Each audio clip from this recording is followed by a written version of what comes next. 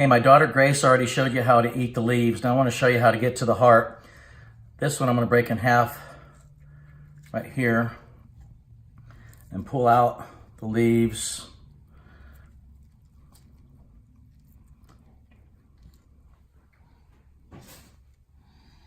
And I'm going to use a spoon to clear out that little small fuzz right there. And I'm going to save this part.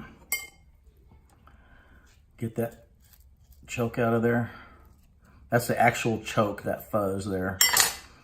And one more little piece here. Now if you want, I can do it with my thumbs almost as good as with a spoon. Messy.